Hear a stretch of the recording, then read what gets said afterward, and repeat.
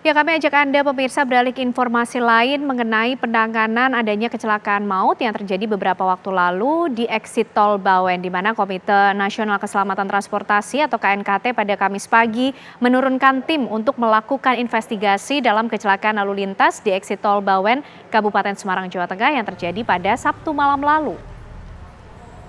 Dalam investigasi ini, KNKT melakukan perekaman serta pencatatan data di tempat kejadian perkara atau TKP, mulai dari ukuran lebar jalan serta kemiringan jalan dan jarak dari titik kemiringan dengan rambu lalu lintas.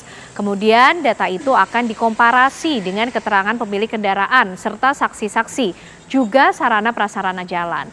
Sejumlah data faktual yang diambil akan diolah oleh tim investigasi sebagai rekomendasi keselamatan melibatkan para ahli. Dari hasil olah TKP polisi, penyebab kecelakaan maut di turunan simpang eksit tol Bawen, jalur Semarang-Solo, Kabupaten Semarang, Jawa Tengah pada Sabtu malam disebabkan rem truk yang tidak berfungsi hingga truk menabrak 15 kendaraan di depannya dengan rincian 6 mobil dan 9 sepeda motor dengan total korban ada 30 orang, kemudian 3 orang tewas, 27 korban mengalami luka-luka.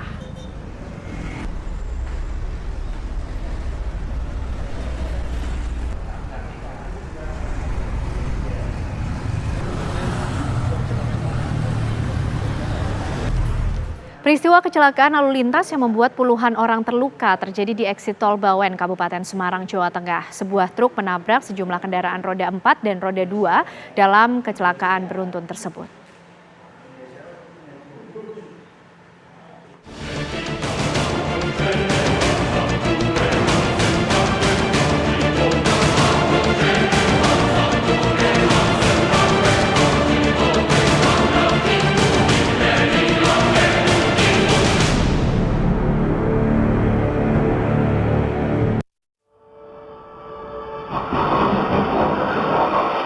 Kecelakaan maut yang terjadi pada Sabtu petang kemarin, 23 September 2023 di eksit tol Bawen, Kabupaten Semarang, Jawa Tengah, bermula dari sebuah truk yang melaju dari arah Semarang dan menabrak sejumlah kendaraan roda 4 dan 9 kendaraan roda 2. Kendaraan-kendaraan yang ditabrak itu tengah dalam posisi berhenti di lampu merah simpang Bawen. Dugaan sementara truk mengalami remblong. Akibatnya 4 orang tewas dan 26 korban lainnya mengalami luka ringan. Sementara ini, polisi sudah menetapkan sopir truk sebagai tersangka dalam peristiwa maut ini. Dari Kabupaten Semarang, Jawa Tengah, Aditya Bayu, TV One mengabarkan.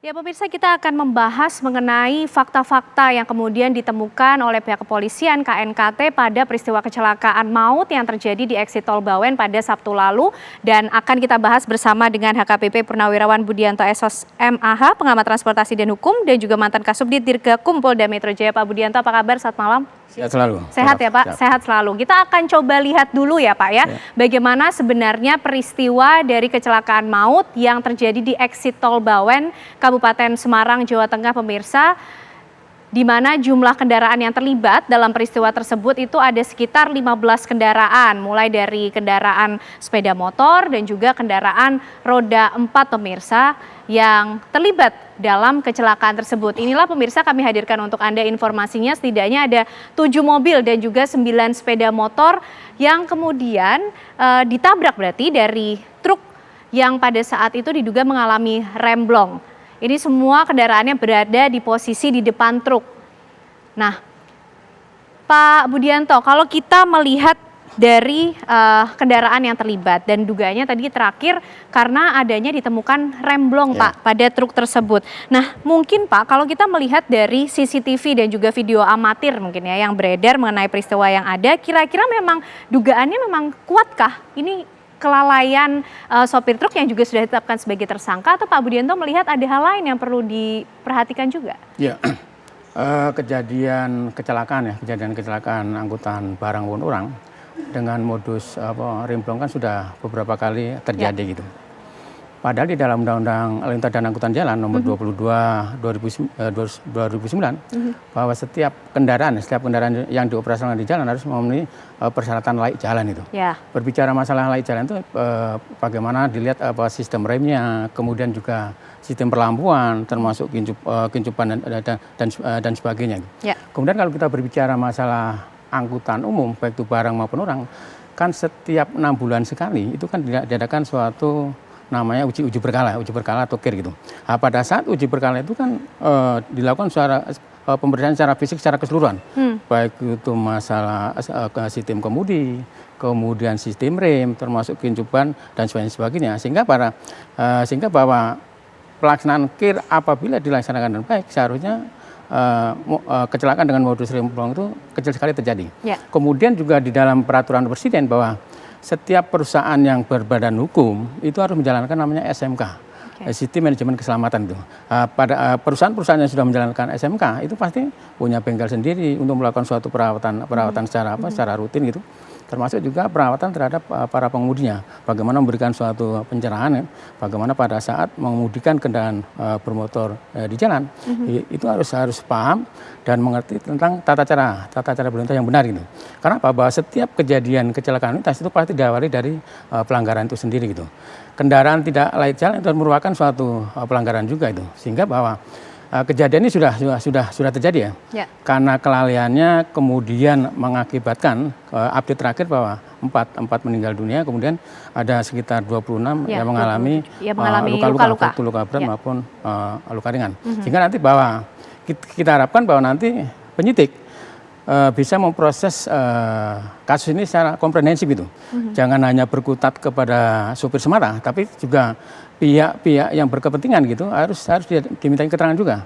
Apakah itu mungkin yang mengeluarkan KIR, termasuk juga di perusahaan tersebut SMK berjalan atau tidak gitu. Kan kalau nggak salah ada informasi bahwa pengemudi itu kan hanya menggunakan SIM A, padahal SIM A itu kan hanya harus SIM B2. Padahal SIM A itu hanya diperuntukkan untuk kendaraan yang paling berat itu 3.500. Kalau itu kan 10.000 lebih. Sehingga nanti penyidik harus mampu mencari suatu kelalaian daripada si pengemudi tersebut sehingga nanti bisa menetapkan dia sebagai tersangka. Kemudian pada saat penyidik akan menentukan tersangka harus mampu menghadirkan minimal dua alat bukti. Apa dua alat bukti tersebut yang diatur dalam pasal 184 KUHP? Alat bukti keterangan saksi, kemudian keterangan ahli, surat petunjuk maupun keterangan. Saya yakin bahwa nanti penyidik akan mengecek TKP, kemudian juga akan minta keterangan pihak komprehensif lagi ya Pak ya, berkaitan dan sebagainya. Termasuk nanti olah TKP dan sebagainya. Oke, baik kita lihat informasi ini dulu Pak Budianto dan juga pemirsa. Tabrakan beruntun di eksit tol Bawen ini terjadi begitu cepat hingga korban sulit untuk menghindar. Hal tersebut disampaikan dalam kesaksian para korban yang selamat dalam kecelakaan tersebut.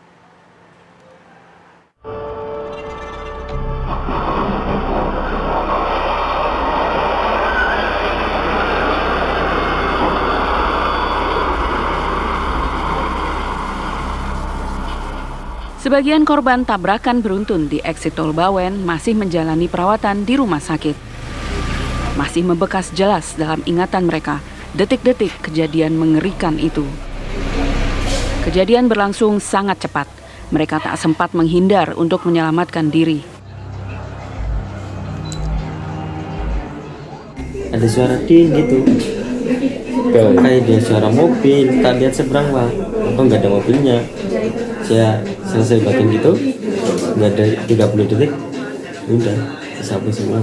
Posisi Mas itu di posisi yang keberapa? Dari belakang, depan? Depan, nomor barisan 3, cuma di tengah. Hal serupa dituturkan korban selamat lainnya, Denny asal Semarang. Motor yang dikendarainya sedang dalam posisi berhenti di lampu merah saat detik-detik kejadian itu. Ada klakson panjang, bunyi klakson panjang, terus udah dari si truk ini udah nabrak motor sama mobil. Ya udah itu karena posisi kan saya di sebelah kiri tapi deket marka itu, garis marka itu, ya saya kena tenggor dari kendaraannya. Terus kendaraannya sempat moleng juga kan. Terus akhirnya ya bablas depannya itu. Denny bersyukur selamat. Sedangkan yang diboncengnya di motor mengalami patah tulang akibat tabrakan tersebut dan sepeda motornya pun rusak. Menurut Polres Semarang, 16 kendaraan terlibat dalam tabrakan beruntun itu, yaitu 7 kendaraan roda 4 atau lebih dan 9 kendaraan roda 2. Dari Kabupaten Semarang, Jawa Tengah, Aditya Bayu, TV One mengabarkan.